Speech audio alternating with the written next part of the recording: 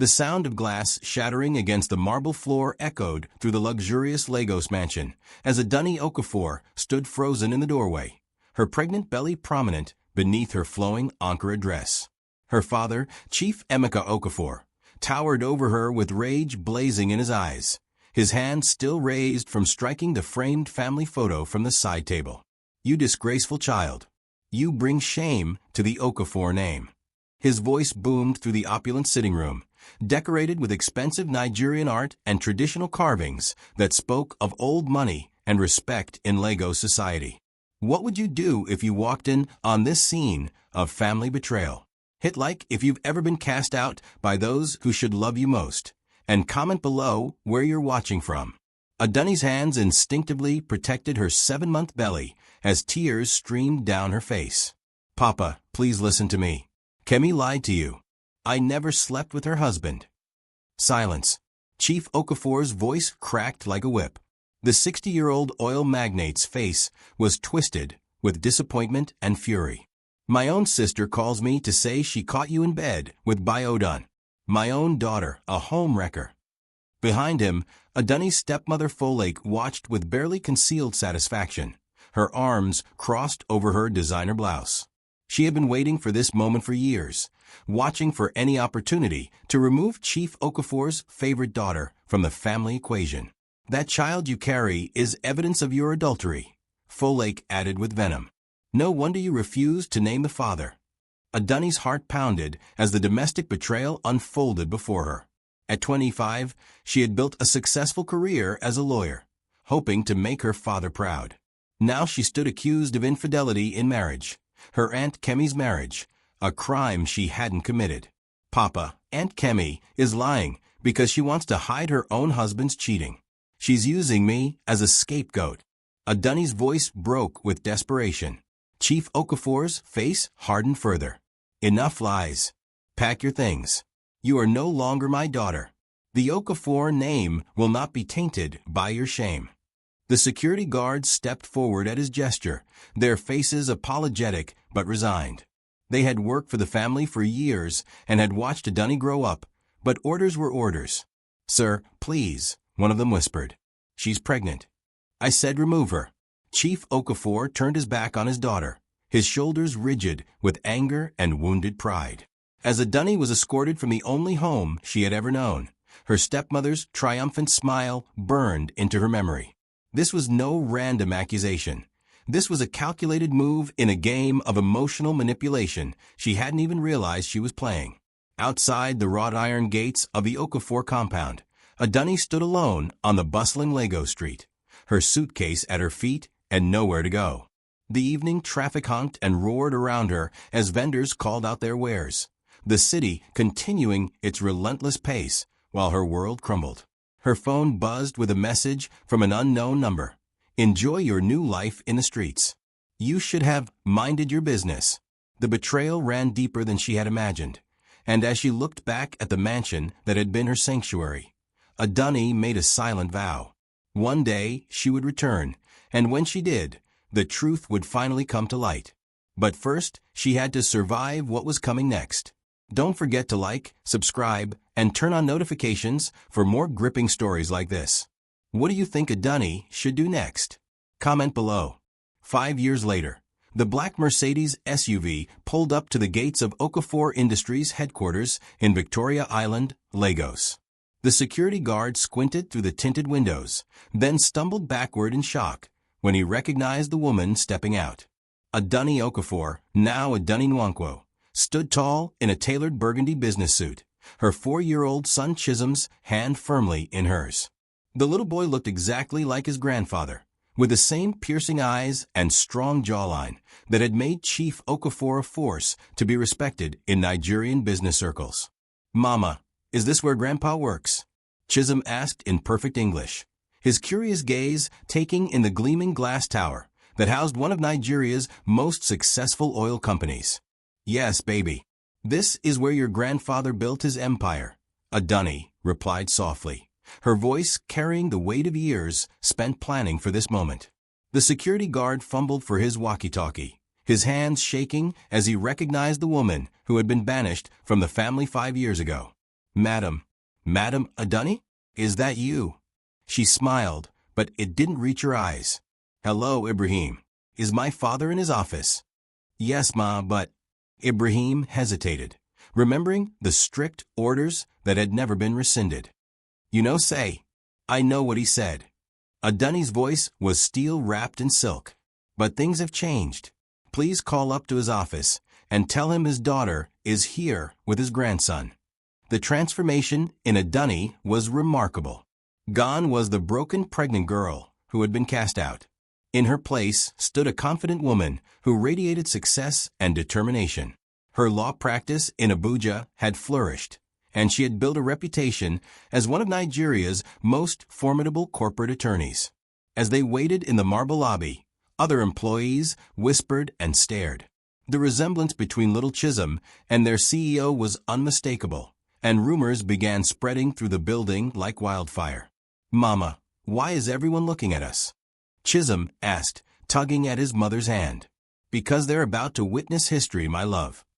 The elevator doors opened with a soft ding, and Chief Okafor's personal assistant stepped out, her face pale with anxiety. Madam Adunni, the chief said. She struggled to find words. He said to send us up, didn't he? Adunni's smile was knowing. The assistant nodded reluctantly. The ride to the top floor was silent except for Chisholm's excited chatter about the city view through the glass elevator walls.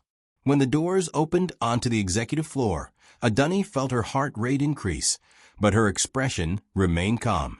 Chief Okafor stood behind his massive mahogany desk, older now, with more gray in his hair and deeper lines around his eyes.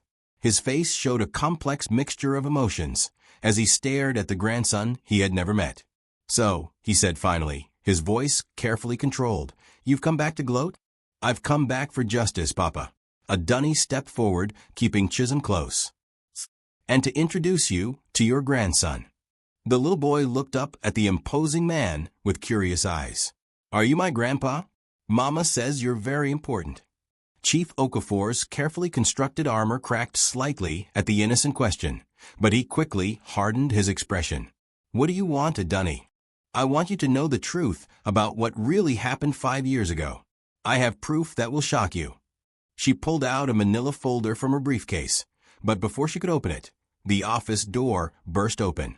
Folake rushed in, her face a mask of panic and rage. Emeka, why did you let her come up here? And with that child? The tension in the room became suffocating as old wounds reopened and new battle lines were drawn. Actually, Adunni said calmly, I think it's time Folake told you the real story about whose idea it was to frame me. Folake's face went white as Chief Okafor slowly turned to look at his wife, and in that moment, the carefully constructed lies of 5 years began to crumble. Don't forget to like and share if you're invested in this family drama.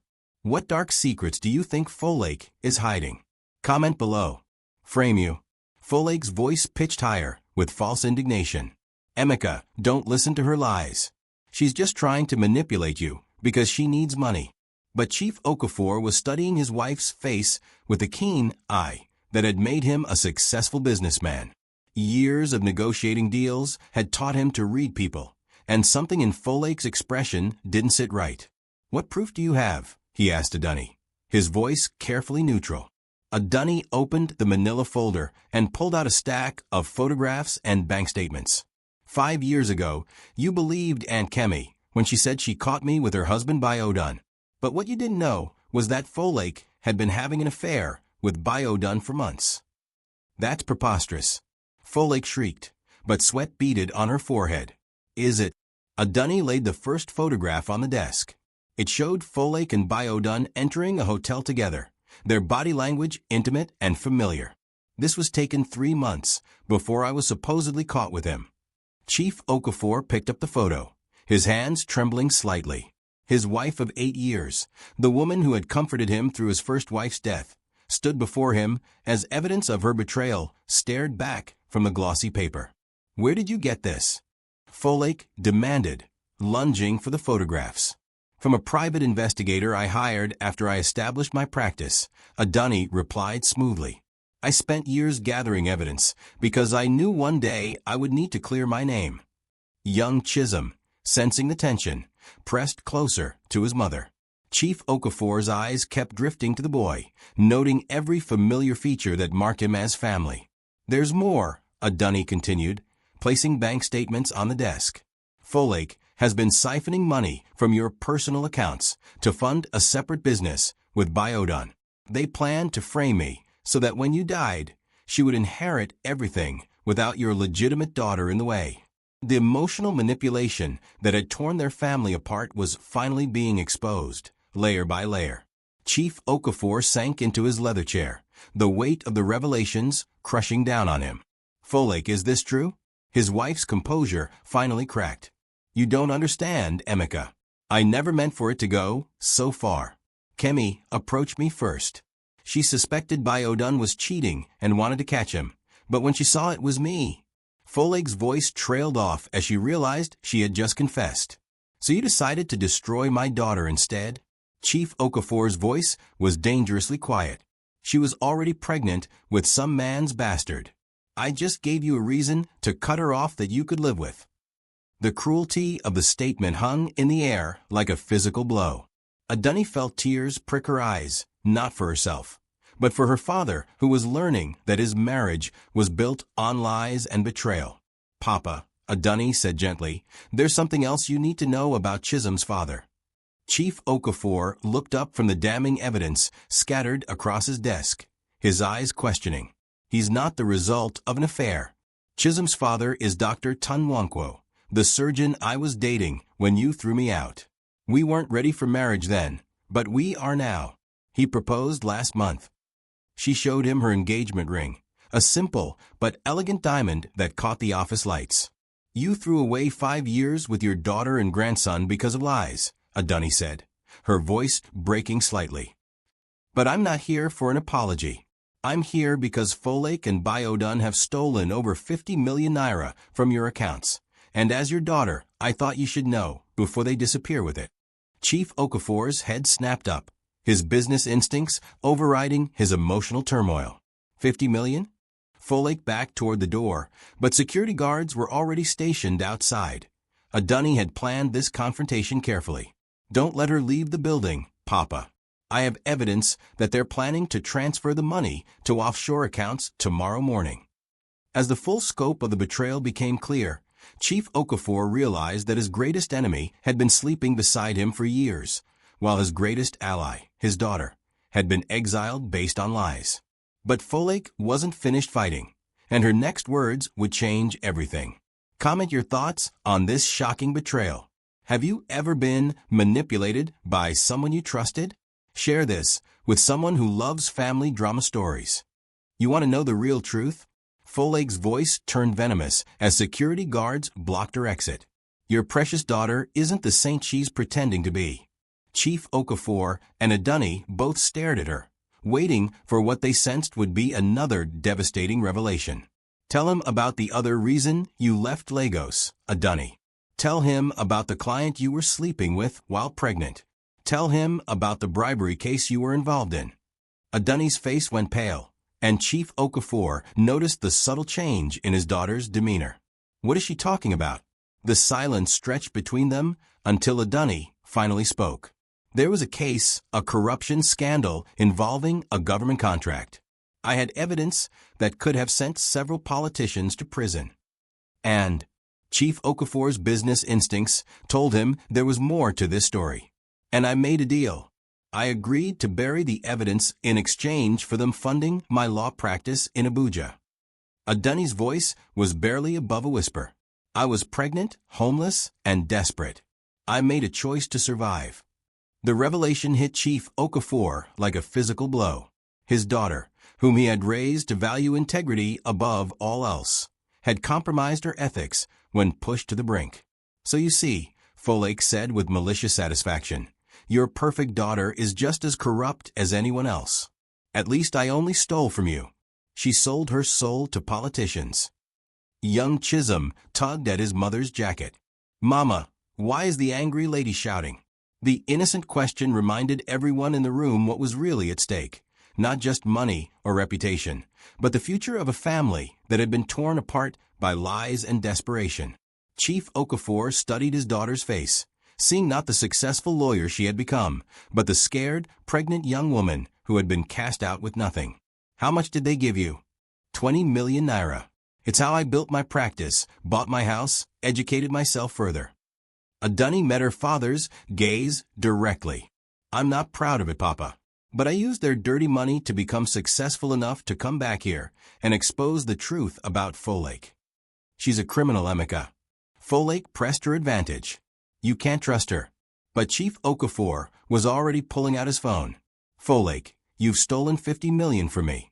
Adunni took 20 million from corrupt politicians and used it to build a legitimate business. You're right, neither of you is perfect. But only one of you destroyed our family with lies. He dialed his bank manager. Freeze all accounts connected to my wife, effective immediately. Folake's face crumbled as she realized her escape route was closing. Emeka, please. We can work this out. I love you. Love. Chief Okafor's laugh was bitter. You manipulated me into disowning my only child. You stole from me. You've been unfaithful for years. That's not love, Folake. That's emotional manipulation of the worst kind. As security prepared to escort Folake from the building, she turned to Adunni with pure hatred in her eyes. This isn't over. You think you've won, but you have no idea what I'm capable of. Actually, I do, Adunni replied calmly. That's why I brought backup. The office door opened, and two stern-faced men in dark suits entered. Mrs. Folake Okafor, you're under arrest for embezzlement and fraud. The police had been waiting downstairs the entire time. As Folake was led away in handcuffs, she screamed over her shoulder, You'll regret this, Adunni. I'll make sure you both regret this. The office fell silent except for Chisholm's quiet voice asking, Grandpa, are you sad? Chief Okafor looked at his grandson for the first time with clear eyes, seeing his own features reflected in the boy's innocent face. But before he could answer, his phone rang with news that would test everything he thought he knew about forgiveness and family. Sir, his assistant's voice was urgent. There's been an incident. It's about your sister Kemi. She's in the hospital, and she's asking for Adunni. She says she has something important to confess. The web of deception was deeper than anyone had imagined, and the final truth was still waiting to be revealed. Don't forget to subscribe for more shocking revelations. What do you think Aunt Kemi needs to confess? Comment your theories below. The private wing of Lagos University teaching hospital smelled of antiseptic and fear as Adunni walked down the corridor, her hand firmly clasped in Chisholm's small one. Chief Okafor followed behind them, his face grave with concern for his younger sister. Mama, why are we in the hospital? Chisholm whispered, his eyes wide with curiosity and slight apprehension. We're visiting someone who has been sick, baby. Someone who needs to tell us something very important. They found Kemi in room 304, looking frail and much older than her 52 years. Her usual vibrant head wrap was replaced by a simple hospital gown, and her once proud posture was diminished by illness and guilt. Adunni, Kemi's voice cracked when she saw her niece. I didn't think you would come. I'm here, Aunt Kemi. Adunni approached the bed cautiously, years of hurt and betrayal making her wary. Chief Okafor stood at the foot of the bed, his face stern. The doctors say you have liver failure, Kemi. How long have you been hiding this? 6 months, Kemi whispered. But that's not why I called you here. Her eyes found Adunni's face. I called you because I'm dying, and I can't take this secret to my grave. The room fell silent except for the steady beeping of medical equipment. Even little Chisholm seemed to sense the gravity of the moment and stood quietly beside his mother. What secret? Adunni asked, though part of her already dreaded the answer. Kemi's tears began flowing freely. 5 years ago, when I accused you of sleeping with my husband, it wasn't true. I knew it wasn't true. Chief Okafor stepped forward. What are you saying? I'm saying I lied, brother. I lied to protect myself and to help Folake get rid of Adunni. Kemi's confession hung in the air like a toxic cloud. Adunni felt her legs weaken and sank into the visitor's chair. The full scope of the domestic betrayal was finally becoming clear. Why, Aunt Kemi? Why would you do that to me? Because Folake found out about my gambling debts. I owed money to dangerous people, and she offered to pay them off if I helped her remove you from the family. Kemi's voice was barely audible. I was scared, Adunni. They threatened to hurt my children.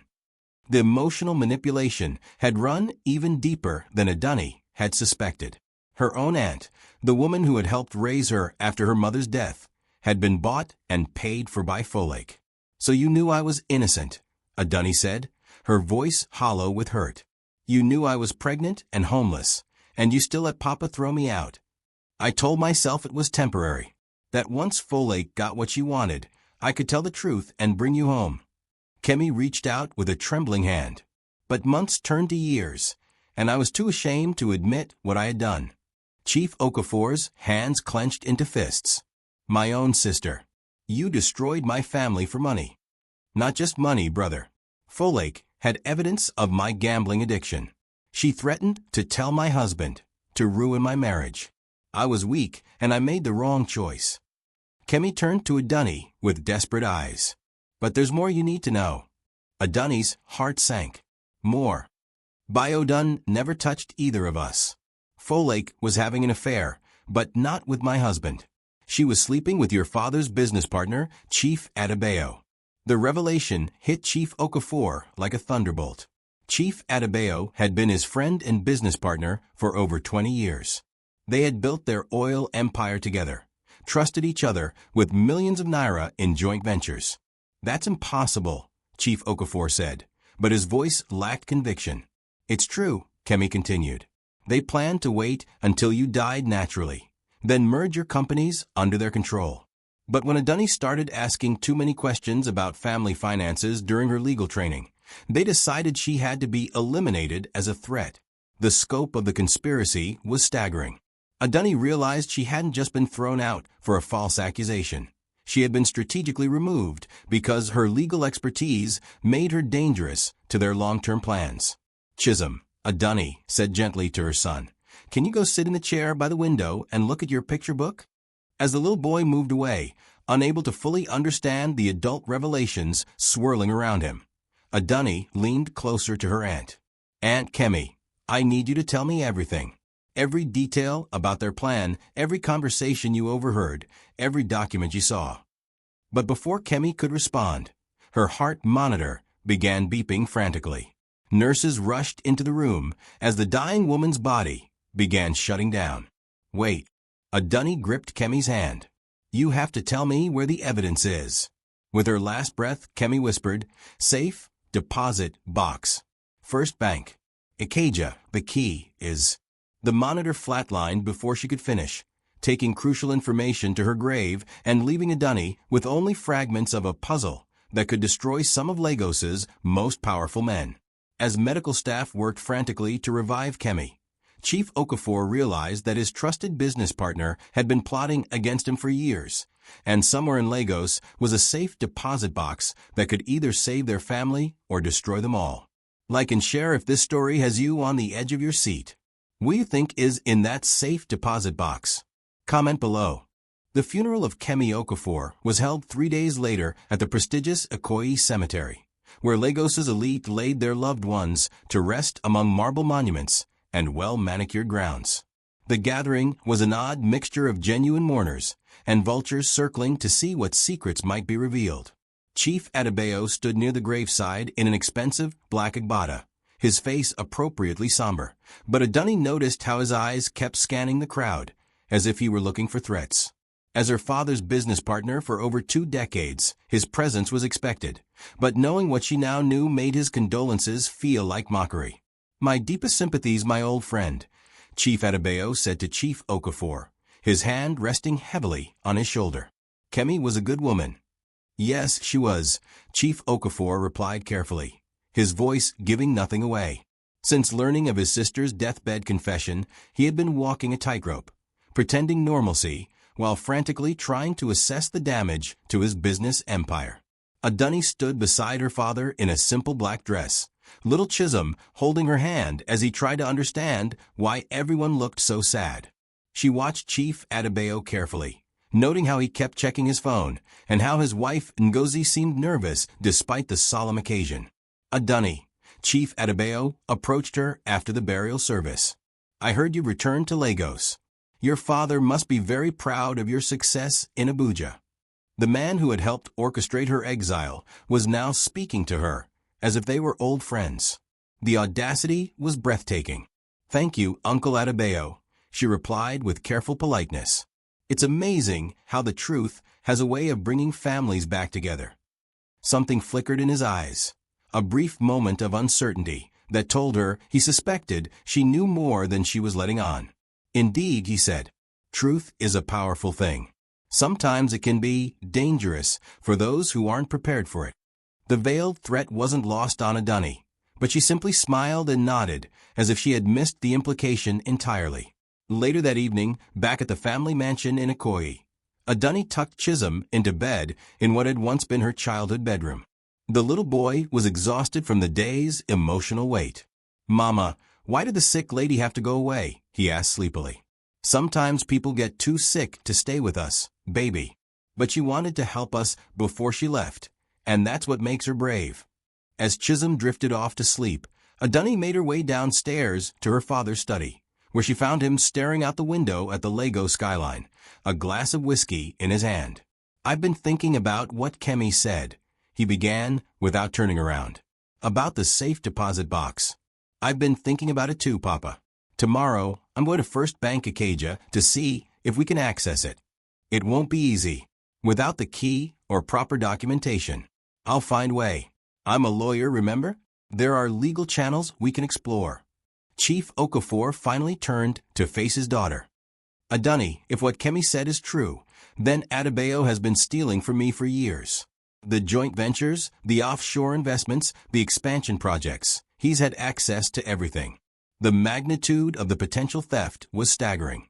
Their business empire was worth over 2 billion naira, built through decades of hard work and strategic partnerships. If Chief Adebayo had been systematically siphoning money while planning a takeover, the financial damage could be catastrophic. "There's something else," Adunni said quietly. "I did some research on Chief Adebayo's recent activities. He's been buying up shares in competitor companies, using shell corporations to hide his involvement. If he destroys your business, he's positioned to absorb most of your market share." "That bastard," Chief Okafor whispered. 20 years of friendship, and he's been planning to destroy me all along." They were interrupted by a soft knock on the study door. The house manager entered with a concerned expression. "Sir, there's a problem. Someone tried to break into the compound tonight. Security chased them away, but they left this." He handed Chief Okafor a manila envelope with no markings. Inside was a single photograph, a picture of Chisholm playing in the mansion's garden, taken from outside the compound walls. On the back of the photo was written a simple message: "Some secrets should stay buried." The threat was clear and immediate. Someone was watching the family, and little Chisholm was being used as leverage to keep them quiet. Adunni felt her blood turn to ice as she realized that revealing the truth about Chief Adebayo might cost them more than money.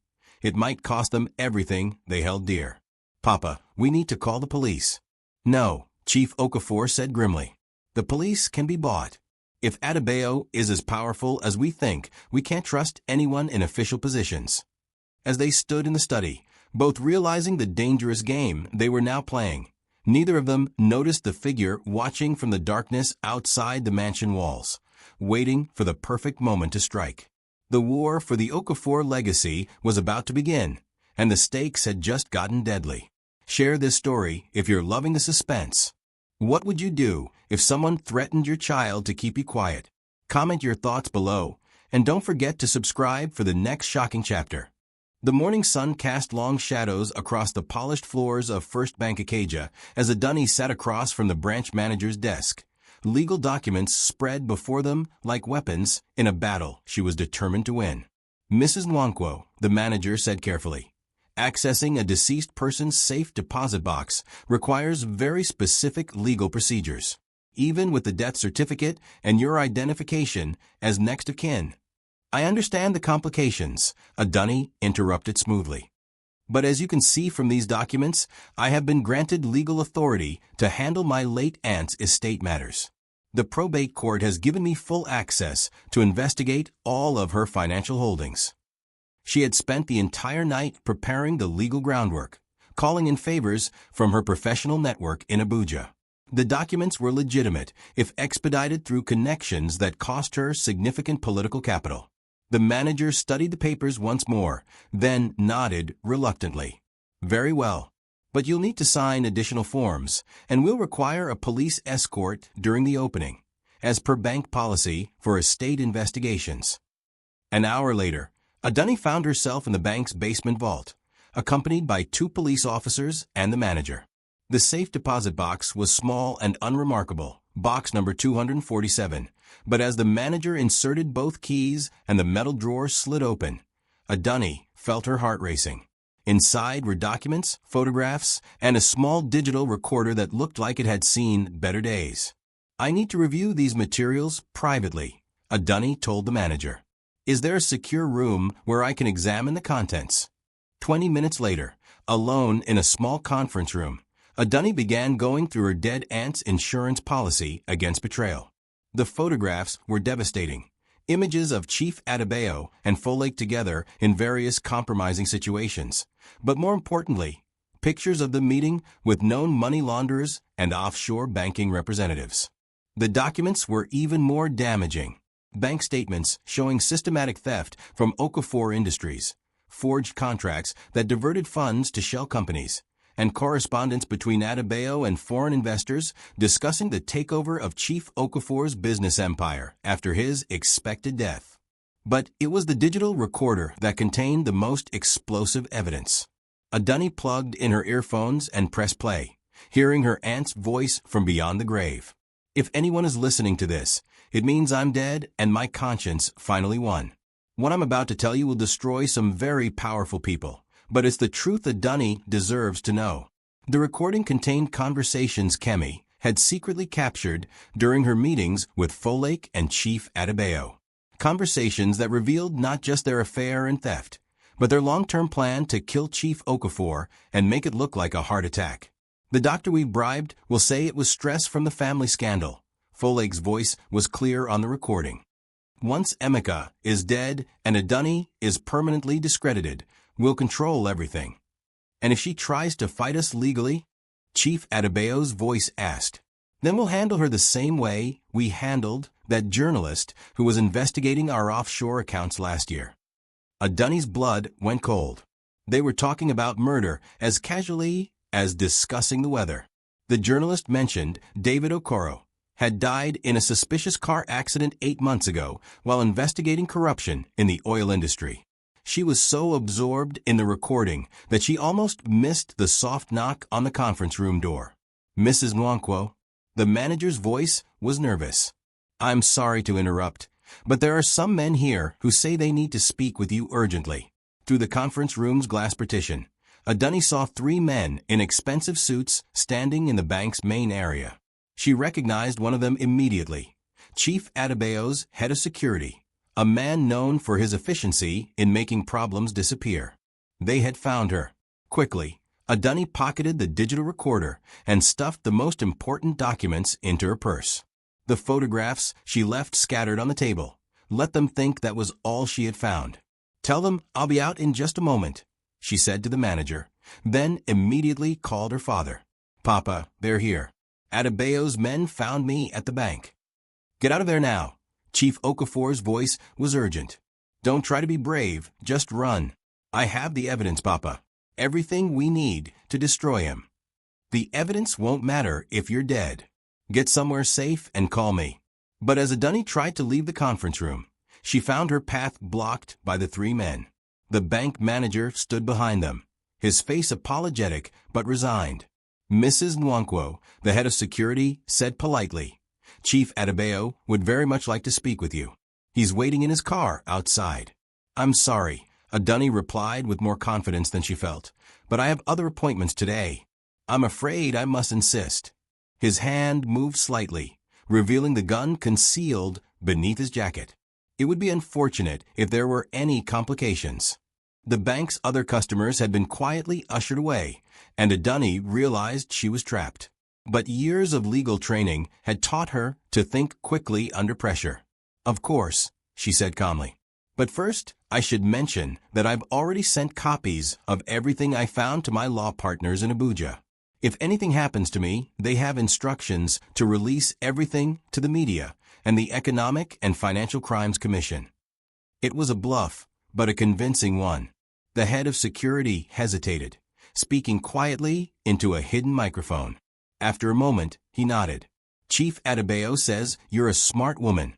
He respects that. The conversation will be brief and civilized." As they escorted her from the bank, Adunni sent a quick text message to her father. "Evidence secured. Going to see the snake. If I don't call in 1 hour, release everything." She was walking into the lion's den, but she wasn't going empty-handed. Don't forget to like and subscribe for more intense moments like this. What do you think will happen when Adunni faces Chief Adebayo? Comment your predictions below. The black Mercedes that waited outside First Bank Ikeja was exactly what Adunni expected from a man of Chief Adebayo's status. Bulletproof glass, leather interior that smelled of expensive cologne and power, and enough space to conduct business while traveling through Lagos traffic. Chief Adebayo sat across from her, his 60-year-old face wearing the same friendly expression he had worn at Kemi's funeral, but his eyes were cold and calculating. "Adunni, my dear," he began as the car pulled into traffic. "You look so much like your mother. She was a beautiful woman, God rest her soul. Let's skip the pleasantries, Uncle Adebayo. We both know why I'm here." He chuckled, a sound that held no warmth. "Direct, just like your father. I always admired that about the Okafor family." "Very well. You found your aunt's little insurance policy. I found evidence of 20 years of theft, fraud, and conspiracy to commit murder." Such dramatic words. Chief Adebayo waved his hand dismissively. "Business is business, my dear. Your father and I built an empire together, but empires require evolution." The casual admission of guilt was both shocking and expected. Men like Chief Adebayo didn't deny their crimes when caught. They simply redefined them as necessities. Evolution? Is that what you call stealing over 500 million naira and planning to kill my father? Your father is a dinosaur, Adunni. He still thinks business can be conducted with handshakes and honor. The new Nigeria requires different approaches. Chief Adebayo leaned forward slightly. "I offered him partnership in the modern way of doing things. He refused. So I created my own path to success." Through the car's tinted windows, Adunni watched Lagos pass by, street vendors, Okada riders weaving through traffic, billboards advertising everything from mobile networks to political candidates. This city had raised her, taught her to be strong, and now it might become her tomb if she miscalculated. "And Folake? Was seducing my father's wife part of your business strategy too?" "Folake was a means to an end. She provided access to your father's personal accounts and his trust. The fact that she fell in love with me was convenient. The emotional manipulation that had destroyed her family was being discussed like a quarterly profit report. The callousness was breathtaking. You framed me and had me thrown out of my own family. You were becoming too skilled as a lawyer, asking too many questions about financial structures. We couldn't risk you discovering our arrangements before we were ready to transition the business." Chief Adebayo's voice was matter-of-fact. "It was nothing personal." "Nothing personal?" Adunni's voice rose despite her efforts to remain calm. "I was pregnant and homeless because of your lies. And look how well it worked out for you. You built a successful practice in Abuja, married a good man, raised a son. In many ways, we did you a favor by forcing you to become independent." The twisted logic of a narcissist who could justify any cruelty as ultimately beneficial to his victims. Adunni had prosecuted men like this before, but never one who had destroyed her own family. The car turned into an upscale area of Victoria Island, pulling up to a construction site surrounded by high walls and security fencing. Through the gates, Adunni could see a massive development project in progress, luxury apartments and commercial spaces that would be worth hundreds of millions when completed. "This is my new project," Chief Adebayo said proudly. Financed partially with funds redirected from your father's accounts. When it's completed, it will generate more revenue than Okafor Industries ever did. Built with stolen money. Built with vision and courage. Your father lacked both. The car stopped, and Chief Adebayo's men opened the doors. Come, let me show you what real ambition looks like. As they walked through the construction site, past workers who averted their eyes and supervisors who nodded respectfully to Chief Adebayo. Adunni realized this wasn't just a business meeting. This was a demonstration of power, designed to show her how hopeless any resistance would be. Now, Chief Adebayo said as they stopped at the edge of a deep foundation pit where concrete was being poured, let's discuss what happens next. The implied threat was obvious. The construction site was isolated. The workers were paid to be blind and deaf, and the concrete being poured would hide anything that needed to disappear permanently. I want the recording device your aunt left behind, he continued. I want all copies of any documents you may have made. And I want your word that you will convince your father to accept early retirement from active business. And if I refuse? Chief Adebayo pulled out his phone and showed her a photograph that made her blood freeze. It was Chisholm, sitting in the garden of the Okafor mansion, completely unaware that he was being watched by dangerous men. Your son is a beautiful child, Adunni. It would be such a tragedy if something happened to him while playing in that big garden.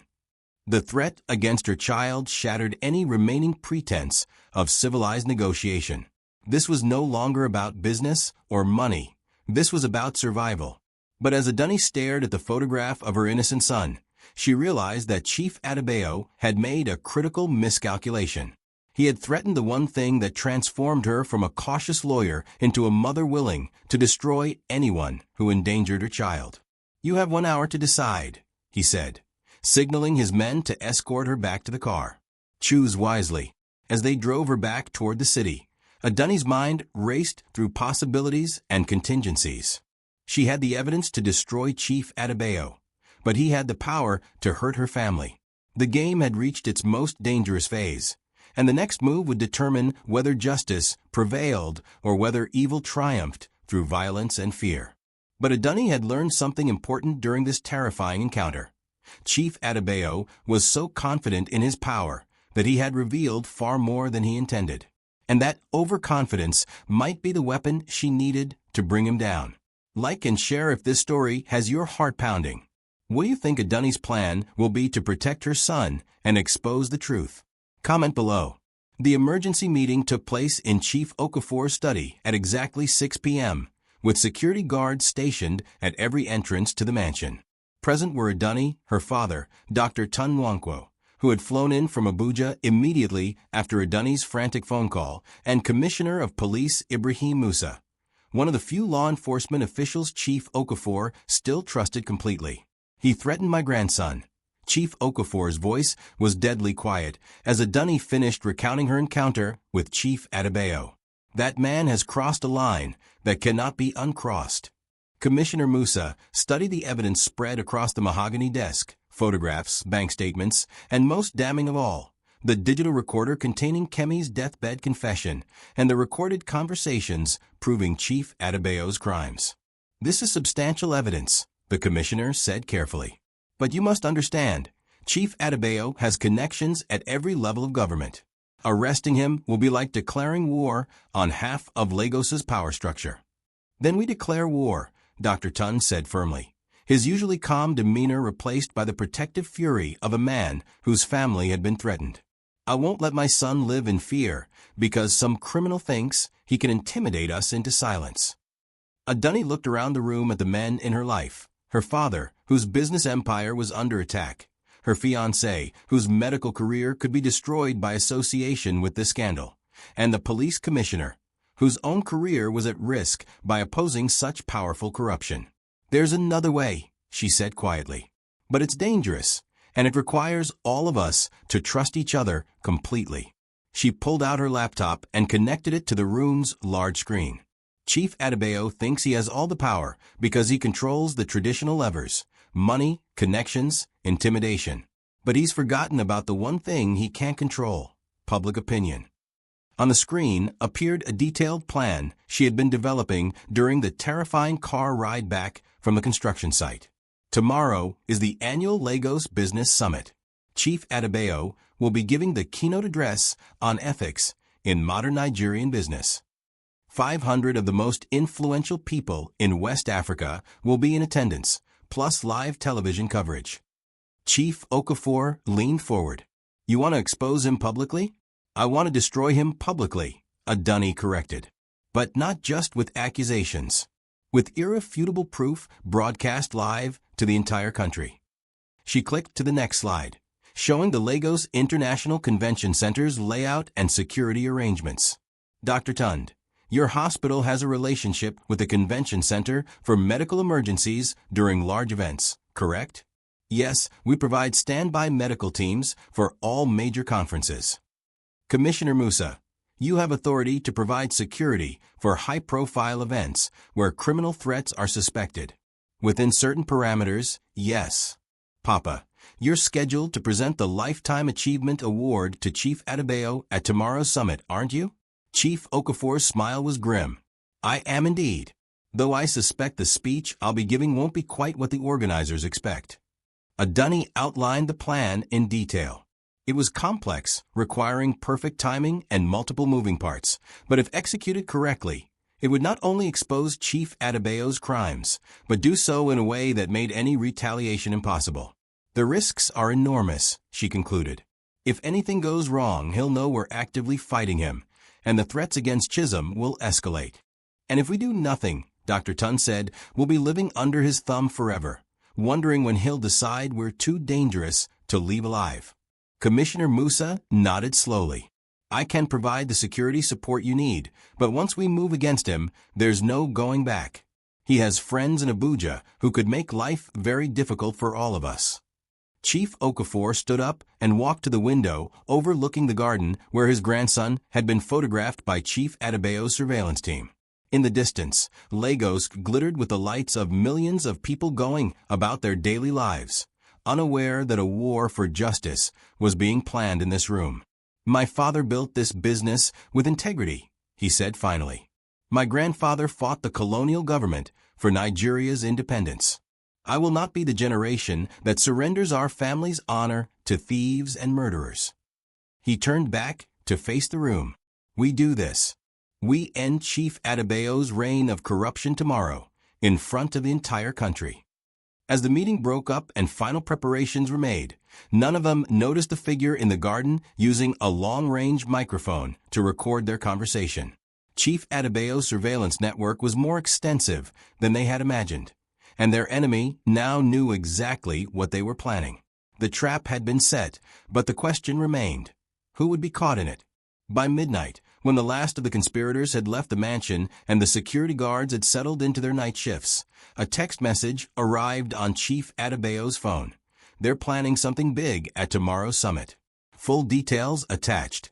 The final battle was about to begin, and both sides now knew the other's strategy. What neither side anticipated was the wild card that would change everything. A 5-year-old boy who had been listening at doorways and understood far more about adult games than anyone realized. Don't forget to subscribe and hit that notification bell. This story is reaching its climax. What do you think Lil Chisholm might do to help his family? Share your predictions in the comments below. The Lagos International Convention Center buzzed with the energy of 500 of West Africa's most influential business leaders as they gathered for the annual Lagos Business Summit.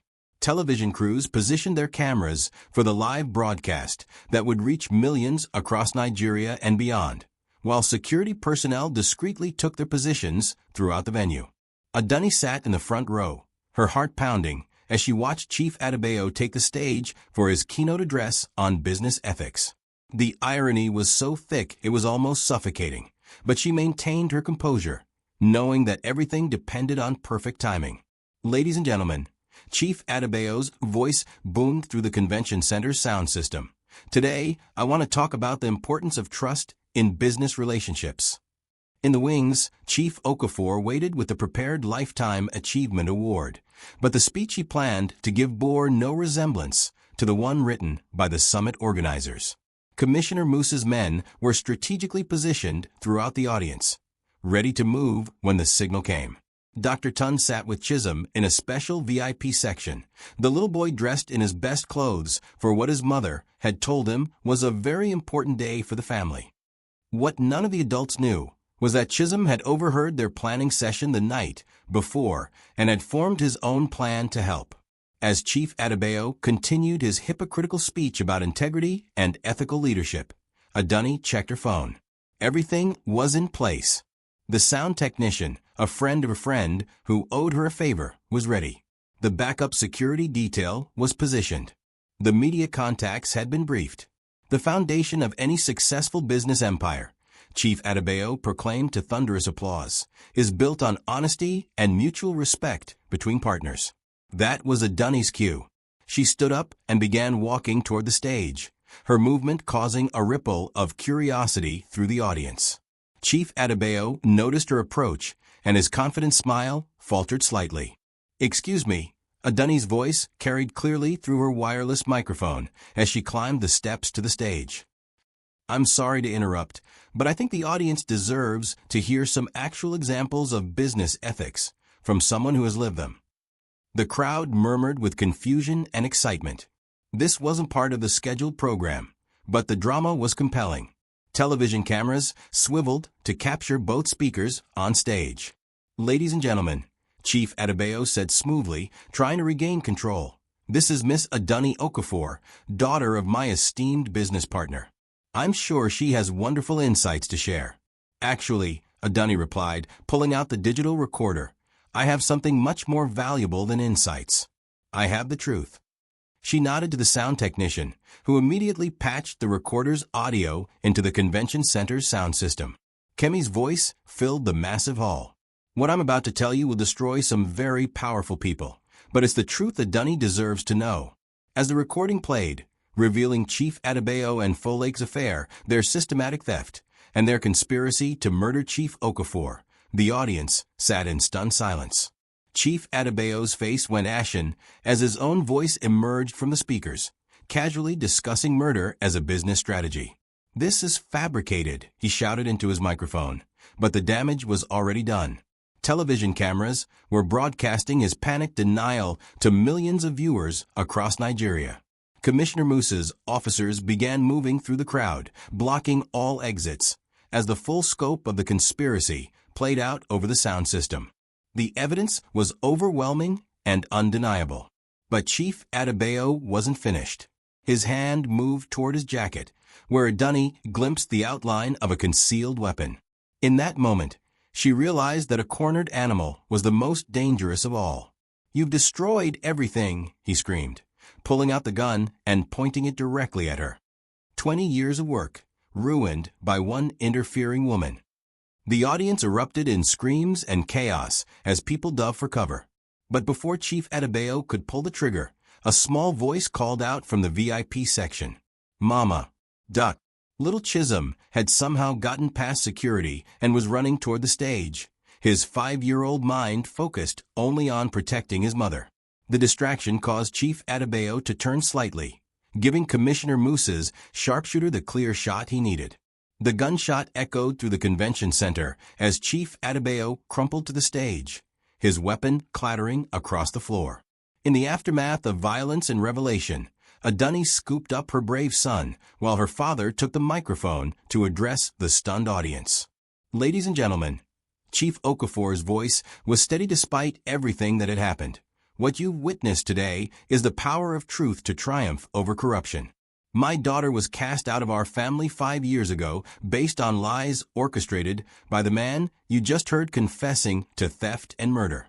Today, she has not only cleared her name, but exposed a conspiracy that threatened the integrity of Nigerian business itself."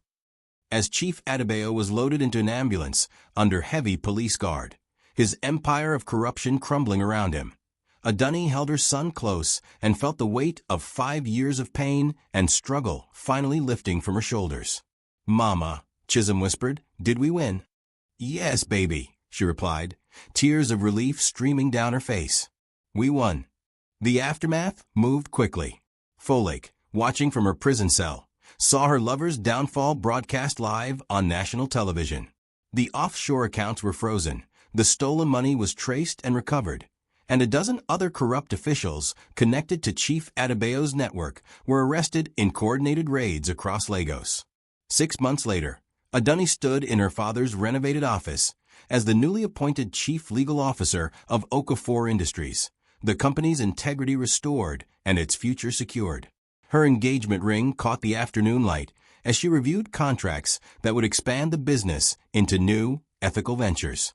Chief Okafor, now a grandfather actively involved in Chisholm's life, had learned to balance his business acumen with the wisdom that came from understanding the true cost of betrayal and the immeasurable value of family loyalty. Dr. Tund had relocated his medical practice to Lagos, and their wedding was planned for the following month, a celebration not just of their love, but of their family's triumph over those who had tried to destroy them. As for little Chisholm, he had become something of a local hero, the brave boy who helped save his mother from the bad man on television. He was too young to fully understand the adult complexities of what had happened, but he knew that his family was together, safe, and stronger than ever. The domestic betrayal that had torn the Okafor family apart had ultimately made them unbreakable, proving that sometimes the greatest revenge is simply the persistence to survive, thrive, and ensure that truth eventually triumphs over lies. In the end, Chief Adebayo had been right about one thing. Business empires did require evolution.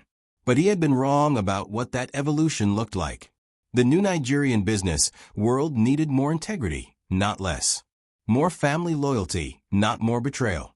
More women like Adunni, who refused to be silenced by threats and manipulation.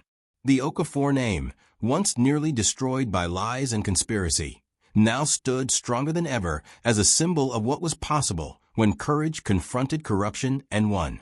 5 years after a pregnant daughter was kicked out of her family home, she had returned not just to reclaim her place, but to save everyone she loved from the very people who had tried to destroy her. And in Lagos, where stories of triumph over betrayal became legend, the tale of Adunni Okafor's revenge would be told for generations to come. What did you think of this incredible story of family betrayal and ultimate justice? Did Adunni's revenge satisfy you? Or do you think Chief Adebayo got what he deserved? Comment below and let me know your thoughts. Don't forget to like this video if you enjoyed this emotional roller coaster. Subscribe to Tales by Ben for more gripping stories like this one. And share this with someone who loves powerful family drama. What story should I tell next? Your suggestions could become our next viral tale. Until next time, remember that the truth always finds a way to shine through the darkness. Peace and blessings.